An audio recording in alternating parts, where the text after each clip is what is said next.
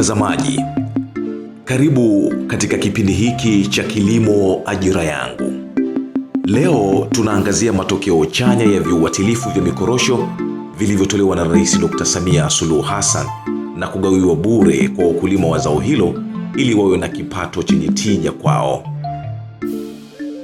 Kumbuka, kipindi hiki kinaratibiwa na Taasisi ya Utafiti wa Kilimo Tanzania, TARI, kituo cha Naliendele mkoani Mtwara. Mtazamaji, kipindi hiki kitajikita kwa wakulima wa korosho katika wilaya za Mtwara, Masasi na Nanyumbu mkoani Mtwara, ambao wanasimamiwa na chama kikuu cha ushirika cha wilaya hizo, MAMCU Limited. Katika msimu wa korosho wa mwaka 2023-2024 ambao minada yake ya korosho katika wilaya hizo imefikia tamati, ambapo MAMCU Limited wamefanya minada 9 ya korosho, na wakulima wanaeleza kuwa uzalishaji wa korosho umeongezeka zaidi tofauti na mwaka jana. Meneja wa chama kikuu cha ushirika MAMCU Limited, Biadia Matipa, anaeleza kiasi cha viuatilifu ambavyo wakulima wa wilaya za Mtwara, Masasi na Nanyumbu walipatiwa bure na serikali na kiasi cha uzalishaji kilichoongezeka. Kwanza nipende kutoa shukrani za dhati na kuiomba serikali. Unajua serikali ina mapenzi makubwa na wakulima, hasa wakulima wa korosho. Kwa hiyo tunamuomba Mheshimiwa Rais, na kwa msimu huu unaokuja wa 24-25 tupate pembejeo za kutosha, na tuna imani itakuwa hivyo kama msimu huu ambavyo imefanyika. Lakini pia na kwa wakulima wakipokea hizi pembejeo, basi wapulizie kwa wakati, walimie mashamba yao kwa wakati. Na hii ni mikakati ambayo sisi kama chama kikuu tumejiwekea. Tunaendelea kutoa elimu ya kulimia mashamba ili zinavyokuja pembejeo zikipuliziwa, basi mashamba hayo yalete tija. Kwa hiyo sisi tumejiandaa vizuri kupokea pembejeo na kulimia mashamba yetu kwa wakati ili kuongeza uzalishaji zaidi kwa msimu wa 24-25. Lakini pia niombe serikali itupatie na pembejeo za zao la ufuta, kwa sababu tumeona wakulima wengi pembejeo za korosho zinakuwa ni nyingi. Sasa wanazitumia hizo tena na kwenye zao la ufuta, kitu ambacho sio kizuri. Kwa hiyo tunamuomba Mheshimiwa Rais, ikimpendeza basi na wakulima wa ufuta nao wapatiwe pembejeo ili kuongeza tija. Na kama tunavyoona ufuta unafanya vizuri sokoni, una bei mzuri. Sasa tukiongeza uzalishaji itakuwa ni tija mzuri pia kwa wakulima. MAMCU Limited kinaishukuru serikali kwa kuwezesha ongezeko kubwa la uzalishaji, lakini hata hivyo inaaminika kwamba uzalishaji katika wilaya hizi ni mkubwa zaidi, kwa kuwa kuna korosho zingine ambazo zimeuzwa kupitia soko la awali na takwimu zake hazijulikani. Korosho kufika kwa kutambulika korosho tani 64,000. Mwaka jana msimu uliopita tulizalisha tani 59,000. Kwa takwimu hizi za msimu wa mwaka 2022-2023 na msimu wa 2023-2024 tumeongeza kiuzalishaji, yani tumezalisha zaidi ya tani 5,000 na kitu kulinganisha na mwaka jana. Na kimsingi uzalishaji na sisi tumefurahia, japo kwa maana ya makisio yetu sisi tulikuwa tumekisia hakijafika. Tulikisia kuzalisha tani 80,000, tumepata tani 64,000, si haba, tunasema alhamdulillah. Tunashukuru kwamba uzalishaji huu umejitokeza na sisi kama wakulima tumefarijika, lakini sisi pia kama taasisi ya wakulima tunafarijika na kusema tunamshukuru Mheshimiwa Rais Samia Suluhu Hassan kwa kutupatia pembejeo, kwa sababu of course namba huwa zinazungumza. Unapokuwa na kiwango kikubwa cha pembejeo kilichosuplaiwa, uzalishaji nao umejisema. Na ukichukua takwimu za sekta nzima ya korosho, mwaka huu tumezalisha pakubwa sana. Mpaka sasa na imani tumeshafika zaidi ya tani 240,000. Inaweza ikawa ndo mwaka ambao tumezalisha zaidi kwa maana ukichukua tasnia nzima ya korosho inaweza ikawa ndo mwaka ambao tumezalisha zaidi kuliko miaka yote toka tumeanza kufanya.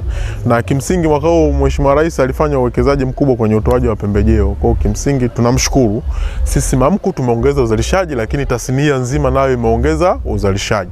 Kwa upande wetu sisi MAMCU, hii takwimu mimi na imani kwamba ingekuwa ipo kubwa na ingesoma kubwa zaidi. Lakini kuna changamoto ambayo kuna korosho hazijapita kwenye takwimu ambazo zimeuzwa kwa mfumo wa soko la awali, na kusema ukweli mimi kama mwenyekiti wa chama cha ushirika sijafarijika kuona huu mfumo wa soko la awali. Hasa kwanza tumekosa takwimu, lakini hata utaratibu wake uliopita kuchukua korosho kwa wakulima sio nzuri, na kama unavyoelewa mpaka sasa maeneo ambao li dominate soko la awali mpaka sasa korosho bado zipo, na wanafanya ahadi, hawataki kupeleka kwenye maghala ya chama cha maghala makuu, kwa maana kufuata utaratibu wa stakabadhi ya ghala, bado wanahangaika nazo. Mtazamaji wa Kilimo Ajira Yangu, soko la awali ni soko ambalo linaruhusu mkulima kuuza korosho zake nje ya mfumo wa stakabadhi wa mazao ghalani ili kumwezesha mpanguaji mdogo wa ndani asiyeweza kununua korosho kwenye minada kupata korosho kwa wakulima. Mfumo huu unamtaka mnunuzi kununua korosho hizo kwa wakulima kupitia vyama vya msingi vya ushirika, yaani AMCOS. Kupitia soko hilo wapo wakulima wengi ambao wameuza korosho zao, na hapa ni katika chama cha msingi cha Zima kilichopo kijiji cha Ziwani wilayani Mtwara. Mwaka huu kwenye uzalishaji wa korosho kwenye chama changu, kwanza tumevuka lengo. Msimu wa mwaka jana tulikusanya tani 116. Mwaka huu mpaka sasa hivi tani ambazo nimepeleka ghalani ambazo mnunuzi wa soko la awali kampuni ya Listram amenunua ni tani 170 na kilogramu 525. Kwa hiyo kwa mwaka huu kwanza nimevuka lengo, na sasa hivi ghalani kama unavyoona hapa, mwandishi wa habari, hizi hapa korosho ambazo ninazo na karibu tani 100 ukikusanya kwenye vituo vyangu mnazo. Kwa hiyo ukijumlisha na tani 170 ambazo nilishapeleka ghala kuu ambazo mnunuzi ameshachukua soko la awali, na karibu tani 270. Kwa hiyo nimevuka lengo la mwaka jana. Na nashukuru kutokana na changamoto ambazo mwaka huu zimejitokeza kwenye soko lenyewe la korosho, lakini kwangu mimi kupitia soko la awali nimeweza kufanikiwa kulipa hizi tani 170 ambazo wakulima wameshalipwa hela zao. Mara ya kwanza niliweza kulipa, kwa awamu ya kwanza niliweza kulipa kilogramu 88,434. Awamu ya kwanza bei ambazo nililipa ilikuwa shilingi 1,700 na shilingi 30 ambazo mkulima alipata. Kwa hiyo ukilinganisha kwenye vyama vingine kwa mwaka huu, chama changu mimi cha Zima kwa wilaya hii naweza kusema kwamba nimefanya vizuri kupitia kwenye hili soko la awali. Awamu ya pili tuliweza kulipa kilogramu 85,000 na kilogramu 91 kwenye soko la awali kwa bei ya shilingi 1,600. Nayo ilikuwa ni bei mzuri ukilinganisha kwenye vyama vingine.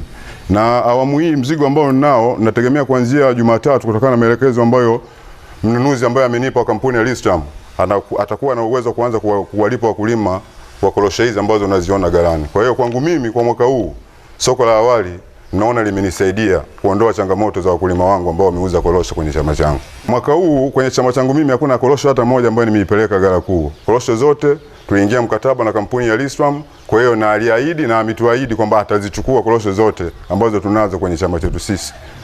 Kwa hiyo mwaka huu mimi hakuna korosho ambayo nimeipeleka MAMCU. Korosho zote nimeuza kwenye soko la awali kupitia kampuni ya Listram. Makato yote ambayo yapo kisheria ambayo MAMCU wanayahitaji, mnunuzi wa soko la awali huwa anayalipia, na kiasi ambacho kinabaki kama nilivyokueleza. Na maana kwenye bei ya kwanza tuliuza korosho kwa karibu kwa shilingi 2,000 na shilingi 44. Ukitoa 310 ambazo zinakatwa na MAMCU, hiyo bei ya shilingi 1,700 na shilingi 30 ndio ambayo alilipwa mkulima. Na awamu ya pili ambayo nimelipa bei ya shilingi 1,600, ina maana makato ya MAMCU ya kiserikali nayo yote yalishachukuliwa. Hiyo bei ya shilingi 1,600 ndio ambayo amelipwa mkulima. Kwa hiyo makato yapo kama kawaida. Ambayo analipia kupitia kwenye kampuni yetu ambayo tunafanya nayo biashara. Analipa kupitia bei ambazo zinakuwepo za juu kwenye minada. Mfano mnada ambao kwanza kama nimekueleza iliuzwa shilingi 2,000 na shilingi 40. Ukitoa 310 ile ambayo inakatwa, mkulima alipata shilingi 1,700 na shilingi 30. Awamu ya pili na maana korosho zetu sisi tuliuza kwa bei ya shilingi 1,900. Na kama 10 hivi. Ukitoa ile 310, mkulima aliendelea kupata 1600 kamili. Kwa hiyo makato yapo na analipia au tunalipa kupitia kwenye kampuni yetu sisi. Shukuru kwa kupata viuatilifu, vimekuja kwa wakati. Havikutosha, lakini naomba tu kwamba kama vitakuwa vina utaratibu wa aina hii, vije kwa muda nzuri na viongezwe utaratibu jinsi gani wa kupata sisi viuatilifu kwa uzalishaji. Mwaka huu nasema kwamba nimezalisha kiasi kama cha tani 1 imefika kwa mwaka, tofauti na mwaka jana, tofauti na mwaka juzi. Lakini kwa mwaka huu naona kwamba uzalishaji wangu ulikuwa nzuri tu. Utofauti uliopo, huyu mheshimiwa ambaye tuliyefunga mkataba katika chama cha Zima Nkosi aongeze utaratibu wa kuweza kupata sisi stahili zetu kwa wakati. Kifunga mkataba kama talipo kwa kila Jumatatu au kwa kila mwezi, basi iwe ndio hivyo hivyo, pasikeuke utaratibu wa aina hiyo. Kwa hilo nasema kwamba sisi kwa chama chetu hiki kwa msimu wa mwaka huu kimetukomboa kiaina ya namna hiyo ukilinganisha na vyama vingine katika wilaya yetu hii ya Mtwara vijijini. Kama sio mheshimiwa huyu wa soko la awali mimi nasema kwamba kutuona sisi watu wazima yani kuja kutuokoa, nasema kwamba ametuokoa vizuri. Isipokuwa changamoto ni ndogo ndogo tu, hizi zikifanyika marekebisho tutaendana naye vizuri kulingana na hali ya hewa jinsi ilivyo. Tunawasikia vyama ambavyo visiingia katika mfumo huu wanavyolialia huko, lakini sisi nasema kwamba tunakilihika kupata fedha zile kwa wakati. Nikiwasikia kwamba bei inakuwa sio nzuri na sisi wanatuona kwamba bei zetu zinakuwa nzuri kulingana na hali jinsi wale wanavyolipwa na sisi jinsi tunavyolipwa. Hapa kuna vitu vinakimbiana, sisi tunapanda juu, wenzetu wanazidi kudidimia. Na nimesikia, sino hakika, sijaona kwamba wengine wamelipwa mpaka shilingi 800 sijui, wengine wamelipwa mpaka shilingi 1200 sijui.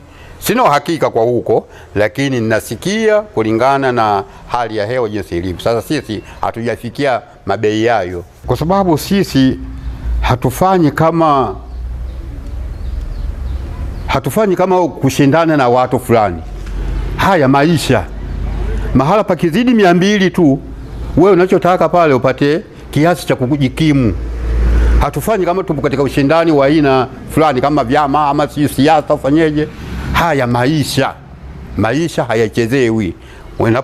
Sisi tunatumia gharama na kujipinda sisi wenye mashambani humo, changamoto nyingi tunazipata. Sasa pakiwepo hali ya kusema kwamba hapa panapatikana shilingi 200, huwezi kupeleka mahala panapopatikana shilingi 50. Kwa hiyo mfumo huu, mabei kama haya yatafika yakifika hata kipindi kinachotaka kuja ikaonekana ina hali kama hii, bora kuuza soko la awali tu, kwa sababu kuna pasenti na hii inaizidi juu ya biashara zetu. Wakulima wengine katika maeneo tofauti ndani na wilaya hizo wanaeleza kuwa viuatilifu walivyopatiwa vimesaidia kuongeza uzalishaji na korosho nyingi zimeuzwa katika soko la awali, na wengine bado wanazo hawajauza kutokana na kutoridhika na bei katika minada ya korosho. 50 kwa 50 korosho watu hawajapeleka ghalani kutokana na uhalisia wa bei, na inakoendea mfumo wenyewe ndio utakuwa huo. Ni bora mtu akae nazo ndani, kama kuna mtu atakuwa anazihitaji amfike mkulima mwenyewe moja kwa moja aweze kuuza. Lakini kwa mfumo wa kupeleka ghalani na kupangiwa bei ni kitu ambacho kwenye uzalishaji wa zao la korosho yani akiendani kabisa. Mazingira aliyopo sasa hivi, wako wanunuzi wa ndani humu, sio hawa kutoka nje. Hawa wanaokaoka wananunua korosho 2000, 2500 hadi 3000 kutegemea na korosho yako ilivyo. tofauti na ukipeleka ghalani. Hata ikiwa mzuri, wewe je, utauza 1500, 1200? Sasa kidogo inakuwa kimaslahi, inakuwa ngumu. Ni bora mtu kae nazo ndani, akipatikana yule mtu wa kuoka binafsi unamuuzia tena, ila ipitii benki, ipitii wapi. Na pesa ukipeleka korosho pale, unaweza kupeleka mwezi wa 11, mtu mwingine amepeleka mwezi wa 11 mpaka inafikia mwezi wa 12 pesa hajapata. Kwa hiyo kama mazingira yenyewe ya kuhemea njaa kama haya, inakuwa tunauana njaa tu, inazidi kuendelea, yani hamna cha maana. Bora mtu akeshi kuja akakupa 1700, 2000, yani ukamuzia. Yani huyu mtu anakuwa bora sana. Mimi mwenyewe na maana hizo korosho naweza kwamba ni chukua kilo tani 2 na kilo 300 hizo, sawa Nilikuwa na kilo 500 ya ziada. Kilo 500 ya ziada nimeenda kumuuzia mtu akanigea pesa shilingi 2200 cash money, papo kwa papo. Sasa nikasema ndio sikwambia mimi ndicho chukua mimi korosho zangu nikasindikiza kwenye chama, nikaenda kupewa shilingi 800. Si watu korosho zangu naomba kwamba ningepiga tu tipa ndani. Unaona kata Chawi kijicha imuuza korosho mpaka shilingi 700 na shilingi 40. Juza mmoja tu tajiri paka nunua. Bado kukaa kwamba hii korosho tukiuza kama tafika tendei na kwa tajiri tukapiga mnada utafika kwamba 1100, kuna makato serikali hata 740 tutapata. Wakaamua kumuuzia tu mtu binafsi tu akaja kununua korosho kwa bei hiyo 700 na shilingi 40. Dr. Fortunatus Kapinga ni mkurugenzi wa TARI kituo cha Naliendele. Anaeleza ongezeko la uzalishaji wa korosho msimu huu linalotokana na serikali kuwahi kutoa viuatilifu kwa wakulima pamoja na wakulima kuelewa matumizi sahihi na salama ya viuatilifu. Na ongezeko la uzalishaji wa zao la korosho linaweza kuwa limechangiwa na mambo mengi, ikiwemo matumizi sahihi ya viuatilifu ukilinganisha na msimu uliopita. Mwaka huu wakulima wengi wameweza kutumia vizuri viuatilifu kwa sababu ya mafunzo ambayo yalitolewa kwa wakati, na mifano mingi imefanyika kwa kutumia mashamba darasa ambayo TARI na Naliendele waweze kuandaa maeneo mbalimbali kishirikiana na bodi ya korosho. Lakini maeneo mengine ambayo tunasema inaweza kuchangia mafanikio ya kuongezeka kwa uzalishaji ni viuatilifu vilipelekwa kwa wakati ukilinganisha na msimu uliotangulia. Watu wengi waliweza kuvitumia viuatilifu kama ilivyotakiwa, japo kulikuwa na changamoto za hapa na pale, lakini ukilinganisha na msimu uliopita, mwaka huu sisi tuliangalia kama upande wetu ambao alikuwa anatoa mifano mbalimbali ikiwemo mashamba darasa, wakulima wengi waliweza kuelewa namna ya kutumia vizuri viuatilifu kwa wakati na kwa kiwango ambacho kinatakiwa. Na ukilinganisha na mwaka uliotangulia ni kwamba kuna wakulima ambao walikuwa wanakuwa kidogo wagumu kukubaliana na matumizi ya viuatilifu vyenye asili ya kimiminika, yani vinaitwa vya maji. Mwaka huu msimu huu tulionao, wakulima wengi waliitikia na kukubali matumizi ya viuatilifu vyenye asili ya maji, na ndio maana hata ile maeneo ambayo yalipata changamoto za mvua kipindi fulani, wakati wa kuvulizia viuatilifu waliweza kupata matokeo mazuri kwa sababu ya vile ambavyo vinaweza vikapambana na magonjwa kama blight ambayo yanatokea wakati mvua imenyesha, kipindi ambacho korosho imechipua na bado korosho ni changa. Waliweza kufanikiwa kupambana na magonjwa hayo kwa sababu ya matumizi ya viuatilifu ambavyo vilipendekezwa na watafiti na serikali ilivigawa viuatilifu. Sasa niseme hayo mafanikio yamekwenda kuwa mazuri kama ilivyoeleza awali kwamba uelewa wa kutumia viuatilifu umeongezeka sana ukilinganisha na misimu ya nyuma. Na sio kitu cha ajabu kwa sababu jambo lolote ambalo labda ni geni, sio watu wote tupokea kwa wakati moja kwa mtazamo ule ule. Kuna wale watu ambao walikuwa mazoea tu kwamba wao viuatilifu maana yake ni sulfa peke yake. Lakini kama tunavyosisitiza siku zote, magonjwa yanabadilika, uzito wake na ukali wake kutegemea na pengine hali ya hewa inabadilika pia, na wakati mbalimbali inaweza kujitokeza magonjwa pengine ni mapya kabisa ambayo siku za nyuma haikuwepo. Kwa mfano nisisitize tu kusema miaka ya zamani, miaka ya nyuma, miaka ya 90, 87, 80, 90 huko, magonjwa ambayo yalikuwa ugonjwa ambao ulikuwa unatisha sana ulikuwa ni buriunga, na ndio watu wengi walikuwa wamefahamu huo, na njia ya kudhibiti au njia ya kuzuia ilikuwa ni kutumia sulfa ya unga. Lakini baadaye imejitokeza ugonjwa kama blight ambayo yenyewe sasa haiwezi kuzuiliwa kwa kutumia sulfa ya unga. Unatumia viuatilifu ambavyo vina asili ya maji yakimiminika. Sasa kwa sababu watu wengi walishazoea kutumia viuatilifu aina sulfa, ilikuwa ni vigumu sana kukubaliana kiurahisi kutumia viuatilifu ambavyo hawajavizoea. Kwa hiyo ilibidi kuchukua muda kuelewesha na kuwahimiza watumie viuatilifu, wazoe kutumia viuatilifu hivyo ambavyo sasa hivi niseme ni mafanikio makubwa sana ukilinganisha na siku za nyuma. Watu wameanza kuelewa kwamba kumbe kuna magonjwa ambayo huwezi kuyatibu au kuyazuia kwa kutumia sulfa peke yake.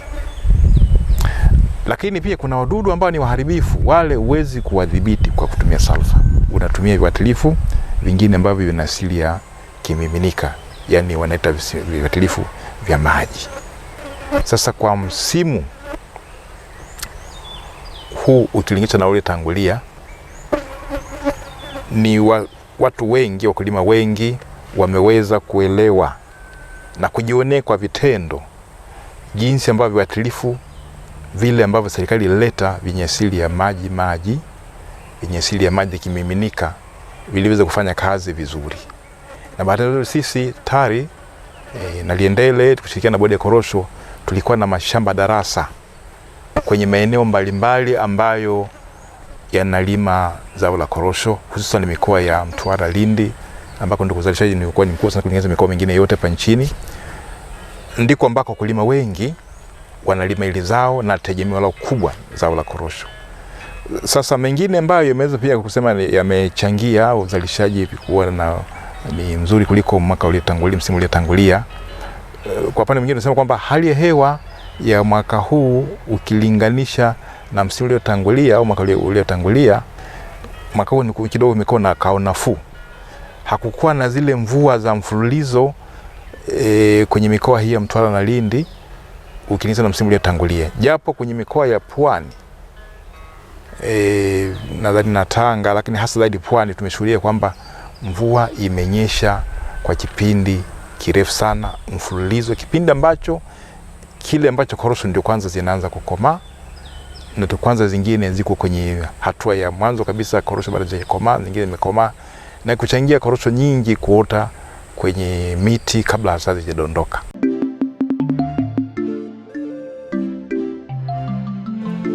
Mtazamaji, hayo ni mafanikio ya wakulima wa korosho katika wilaya za Mtwara, Masasi na Nanyumbu ambao wapo katika ushirika wa wakulima wa chama kikuu cha ushirika cha Masasi, Mtwara na Nanyumbu, MAMCU Limited. Hadi hapo tunafikia mwisho wa kipindi chetu kwa leo. Kumbuka, tumeangazia mafanikio ya uzalishaji wa korosho msimu wa mwaka 2023-2024 kwa wakulima wa wilaya za Mtwara, Masasi na Nanyumbu kupitia MAMCU Limited waliotumia viuatilifu vilivyotolewa bure na serikali. Kipindi hiki kimeratibiwa na Taasisi ya Utafiti wa Kilimo Tanzania, TARI, kituo cha Naliendele. Usikose kuangalia kipindi kingine cha Kilimo Ajira Yangu wiki ijayo, muda na wakati kama huu. Asanteni.